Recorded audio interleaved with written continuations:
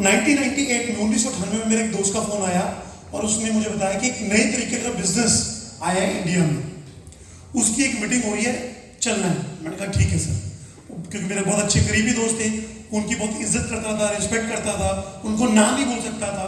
और ये मुझे ऐसी एक मीटिंग में बिठा दिया गया, ऐसे रो में बैठा हुआ था और यहाँ पे वो अपनी बिजनेस की बातें करे जा रहे थे। कंपनी है, 2 साल से ऑलरेडी चल रही है, डायरेक्ट सामान आता है, कमीशन मिलेगा, पैसा कमाओगे, ये वो करके मैं बहुत एक्साइटेड हो गया।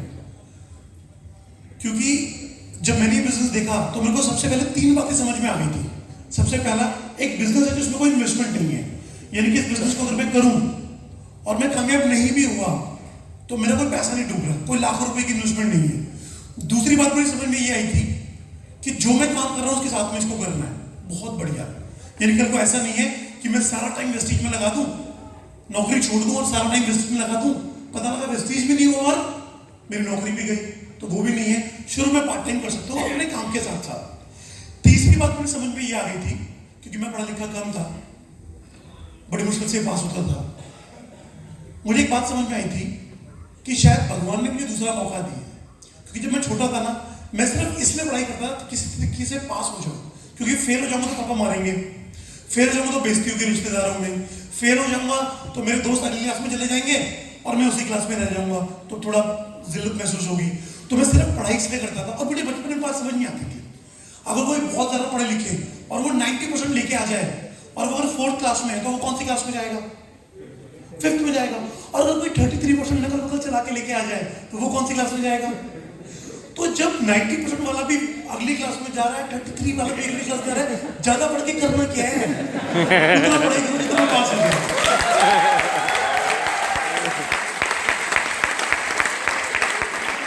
लेकिन ऐसा मैं बचपन में सोचता था, लेकिन अब मुझे दुख हो रहा था कि मैं क्यों नहीं पढ़ा लिखा। शायद अगर मैं डॉक्टर बन जाता, इंजीनियर बन जाता, लॉयर बन जाता तो मेरी जिंदगी बेहतर होती। तो मुझे लगा शायद भगवान ने मुझे दूसरा मौका दिया है कि अगर मैं इस बिजनेस में कामयाब हो गया, ये बात है 1998 की, मैं बात वेस्टीज की नहीं कर रहा, अगर मैं इस इंडस्ट्री में, डायरेक्ट सेल इंडस्ट्री में, नेटवर्क मार्केटिंग में कामयाब हो गया तो मैं वो जिंदगी जीऊंगा जो मैं सपने में सोच भी नहीं सकता। और मैंने इसमें काम करना शुरू किया। जैसे ही काम करना शुरू किया, सबसे पहले क्योंकि मुझे ऐसा लगा था कि क्योंकि जो मेरे दोस्त थे, आदमी किसके पास जाएगा? दोस्तों के पास जाएगा। जो मेरे दोस्त थे वो भी रिटायर थे, वो भी पढ़ाई वढ़ाई छोड़ चुके थे, होशियार बच्चा भी दोस्त बनाता नहीं था ना। तो मुझे लगा जैसे मुझे इस बिजनेस में एक मौका नजर आया है, एक भगवान की अपॉर्चुनिटी नजर आई है, शायद मेरे दोस्तों को भी नजर आएगी।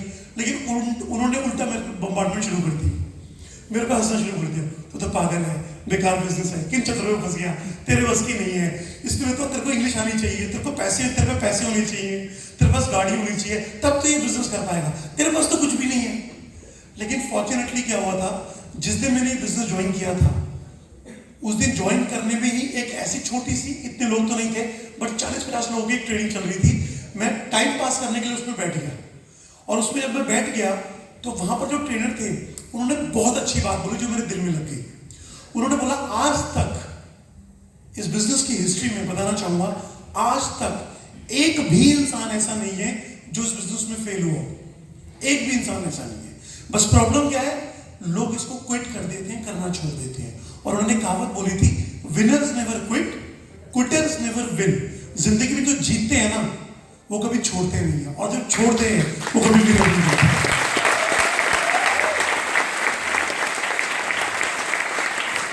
तो मैंने सोच लिया था, इस बिजनेस को करता रहूंगा, करता रहूंगा, करता रहूंगा, करता रहूंगा, छोड़ूंगा नहीं, कभी तो कामयाब हो जाऊंगा। और जिस दिन भी कामयाब होऊंगा उस दिन वो जिंदगी जीऊंगा जो मैं सपने में सोच नहीं सकता। हर एक आदमी को अपना फ्यूचर मालूम होता है।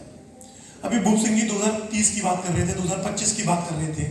हम सब मालूम, हम जो नौकरी कर रहे हैं, हम जो बिजनेस कर रहे हैं, क्या हम 2025 में हमारी इनकम 10 लाख हो सकती है? आप बताओ मुझे ईमानदारी से, जो जॉब या जो बिजनेस आप कर रहे हो, क्या 2025 में इनकम 10 लाख रुपए महीना हो सकती है?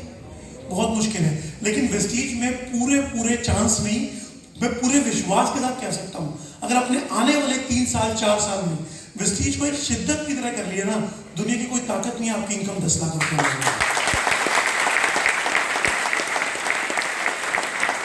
सो मैं इस बिजनेस में आया, और अब मुझे क्या हुआ, मेरे अपलाइन ने मेरे लिए प्लान दिखाने शुरू किए, थोड़ी बहुत टीम बननी शुरू हुई, और थोड़ी देर बाद मेरे अपलाइन ने कहा कि भैया अब अपने प्लान खुद दिखाओ। मेरे बचपन के दोस्त थे, थोड़े गुस्से वाले भी थे, मैं ज़्यादा डरता था उनसे। तो जैसे उन्होंने कहा खुद प्लान दिखाओ, पर मेरे सामने चैलेंज क्या था? मेरे सामने चैलेंज था कि मुझे लिखने की प्रॉब्लम है, मुझे लिखना नहीं आता।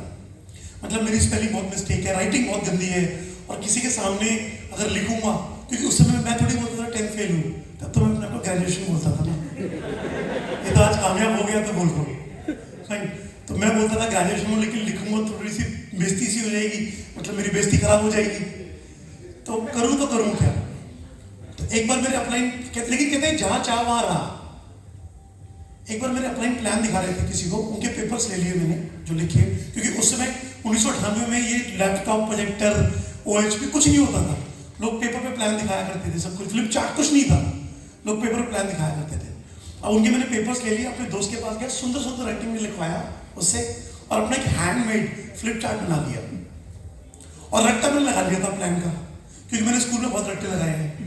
आपको याद है 8th क्लास में सामाजिक ज्ञान में क्वेश्चन आता था हड़प्पा संस्कृति, टीचर बोलता जरूर आएगा, याद कर लेना इसको, है कि नहीं? और उसके बाद माय काउ का ऐसे, माय फ्रेंड का ऐसे, सिकली आती थी, आई बैक टू से, तो वो सारे मैंने रट्टे लगाए हुए थे। ऐसे मैंने यहाँ पर रट्टा लगा लिया प्लान का। मैंने कहा अब आ जाए, क्योंकि मुझे बात समझ में आ गई थी, अगर इस बिजनेस में कामयाब होना है ना, अपने कंधे पे तो बंदूक रखनी पड़ेगी।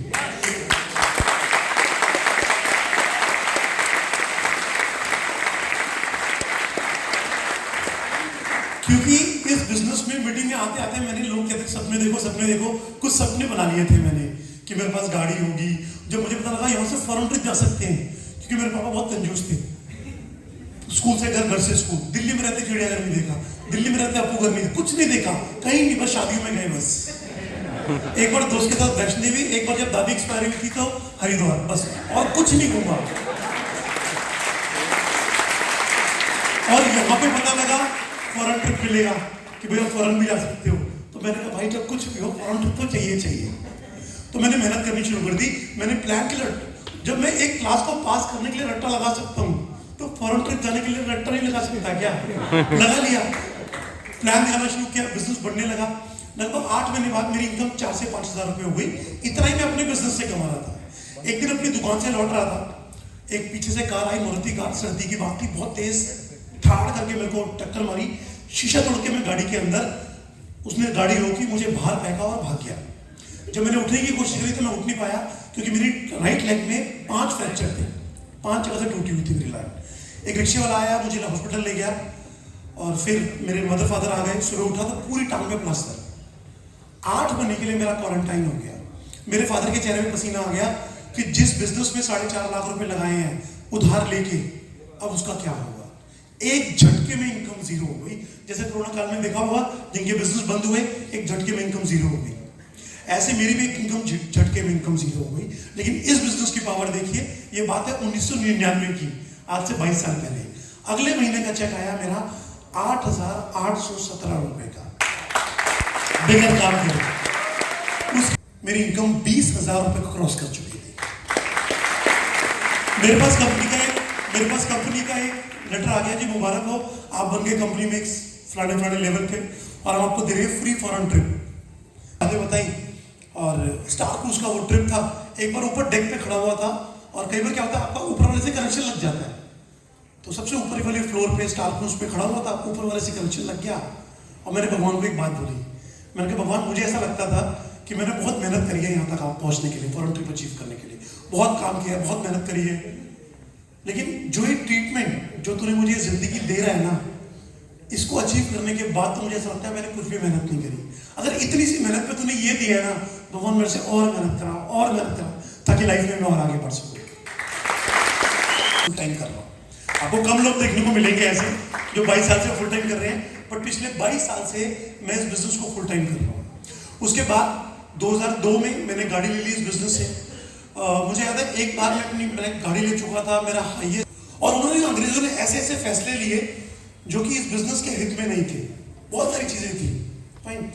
तो बिजनेस अप डाउन होने लगा, प्रॉब्लम्स आने लगे, बिजनेस अप डाउन शेक होने लगा। उसके बाद मैनेजमेंट समझने को तैयार नहीं थी।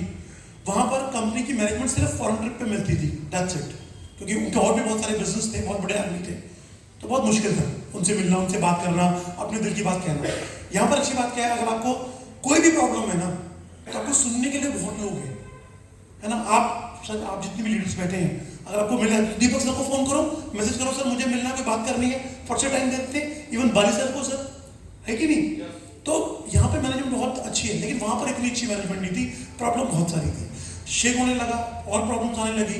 2007 का ट्रिप था हांगकांग का, 2007 का ट्रिप था हांगकांग का, हाँ 8 का, अच्छा 8 का ट्रिप था। लीडरशिप के नाम बताऊं तो सिद्धार्थ सर, लीडरशिप दीपक पत्रावाला मैम, देवदीप देव जो हमारे एम्बेसडर है, वो सब उस कंपनी में थे और सब बैठे हुए थे। तो इधर वो लोग क्या कह रहे थे, वो लोग कह रहे थे कि हमें मैनेजमेंट से प्रॉब्लम है, ये है वो है, हमें आप सपोर्ट मत करो बट हमें परेशान भी मत करो। इधर क्योंकि वो एम्प्लॉइज थे तो वो अपनी बात कह रहे थे, अपने तरीके से कह रहे थे, और बीच में कंपनी के ओनर बैठे हुए थे। तो उस मीटिंग के दौरान शायद विश्वास जी को याद होगा, उस ओनर ने भी एक बात कह दी थी, यार अगर आपको ज्यादा दिक्कत हो रही है तो आपने कितने पैसे लगाए थे इस बिजनेस में, 1250 98 में, आज हम कब की बात कर रहे हैं, 2008 की। अगर आपको ज्यादा ही दिक्कत है, आप तो इतने मेरी बिजनेस कंपनी पैसे लगाए हैं, लो और जाओ। जब कंपनी का ओनर ऐसा बोल देगा, तो वो पिछली कंपनी में नेशनल सेल्स हेड थे, हम लोग जानते थे उनको, और हमें मालूम था कि एक वेस्टीज कंपनी है जो 3 साल से चल रही है और ठीक ठाक चल रही है। तो सिद्धार्थ सर को लगाया शायद मुझे नौकरी कर लेनी चाहिए यहाँ पे, और वो बाली सर के पास, जो आज कंपनी के टॉप रनर है, वो बाली सर के पास नौकरी मांगने गए कि सर मेरे 80,000 रुपए के मिनिमम खर्चे हैं, आप मुझे 80,000 सैलरी पे रख लो, मुझे हिंदी इंग्लिश दोनों अच्छे से आती है, तो मैं आपकी नॉर्थ की बेल्ट भी बिल्ड कर दूंगा और साउथ की बेल्ट भी बिल्ड कर दूंगा। तो बाली सर ने कहा यार आप क्यों नौकरी कर रहे हो, आप वेस्टीज को एज ए नेटवर्कर ज्वाइन करो, क्योंकि इसका मार्केटिंग प्लान, हमारा सिस्टम इतना अच्छा है, यहाँ लोग इतना पैसा कमा रहे हैं। उन्होंने कहा नहीं सर, मैंने 10 साल में कंपनी को काम करके देख लिया, लोगों को इस बिजनेस के प्रति विश्वास आए, मैंने घर लिया। उस समय 14 लाख रुपए की गाड़ी, बहुत बड़ी बात थी, नेटवर्क मार्केटिंग में इंडिया में सबसे बड़ी गाड़ी थी उस समय, 14 लाख की स्कोडा ली मैंने, फाबिया ऑक्टिविया माफ कीजिएगा, वो गाड़ी ली, घर लिया, सब कुछ अच्छी जगह घर लिया, और आज मेरे मिनिमम से मिनिमम मुझे सांस लेने के लिए, अगर कर्जे की बात छोड़ भी दूं तो भी कम से कम 80,000 रुपए चाहिए। और मुझे नहीं लगता सर अभी किसी कंपनी में इतना कुछ हो सकता है। आप मुझे जॉब पे रख लो, चाहे महीने में 30 से 35 दिन, 30 में से 35 दिन काम कराओ मेरे से, लेकिन मुझे मिनिमम 80,000 रुपए चाहिए। बाली सर ने उनको विश्वास दिलाया, सब कुछ बताया अच्छे से नहीं, और जब सिद्धार्थ सर ने मार्केटिंग प्लान समझा, कंपनी के प्रोडक्ट समझे, कंपनी का सिस्टम समझा, तो उनको लगा शायद यहाँ पर कुछ बेहतर पॉसिबल है। अब उन्होंने वेस्टीज ज्वाइन कर लिया बाली साहब की बातों में आके, और बाली साहब ने एक लाइन बहुत अच्छी बोली थी उनको कि मैं कभी भी ना शेर को पिंजरे में नहीं रखता। तो उन्होंने ज्वाइन कर लिया वेस्टीज। अब वो घर वापस आए तो उनकी मदर को, उनकी वाइफ को लगा कि चलो अब तो फिक्स सैलरी आएगी, है ना, अब वो अप डाउन के पंगे नहीं रहेंगे, अब तो फिक्स सैलरी आएगी। उन्होंने कहा वेस्टीज ज्वाइन करके आ गए, मतलब हाँ जी ज्वाइन कर लिया, बट जॉब नहीं ज्वाइन किया, एज ए नेटवर्कर ज्वाइन किया है। अब जो उनके घर में बर्तन बचे होंगे आप सोच सकते हो। नेक्स्ट डे वो अपनी वाइफ को, चंचल जी को और रजश्री मैम को बाली साहब से मिलवाने ले गए, और जब बाली साहब ने उनको समझाया तब उन्होंने कहा चलो ठीक है जी, हमारा बेटा आपके साथ है, जो सी ध्यान होगा आपको, और उन्होंने नेटवर्कर ज्वाइन कर लिया। अब उन्होंने मुझे अप्रोच किया क्योंकि मैं उनकी वहां पे भी फ्रंट लाइन में था उस कंपनी में, कहते लोकेश आ जा जरा, मैंने कहा हाँ जी बताओ, कहते एक बात बता, अगर एक कंपनी के जो प्रोडक्ट के प्राइस है ये कम हो जाए, मैं कहा जी बहुत बढ़िया हो जाएगा, क्योंकि वहां यहाँ जो ग्लूकोजमाइन आता है 600-700 रुपए का, वहां वो 2,000 रुपए का था उस समय, 2008 के बता रहा हूँ आपको, उस समय 2,000 रुपए का था। कुछ लोग आते हैं उसके, उनको उल्टो डिमोटिवेट करके भेज देता हूँ घर वापस। कहते मैंने एक प्लान सुना और मैंने समझा और मैंने डिसीजन ले लिया कि मैं ज्वाइन कर रहा हूँ। मैंने कहा जहां आप वहां मैं, अब मैंने ज्वाइन कर लिया वेस्टीज। बिल्कुल बाली साहब, मैं उन खुश नसीब लोगों में से हूँ जिनको मार्केटिंग प्लान बाली साहब ने दिया है।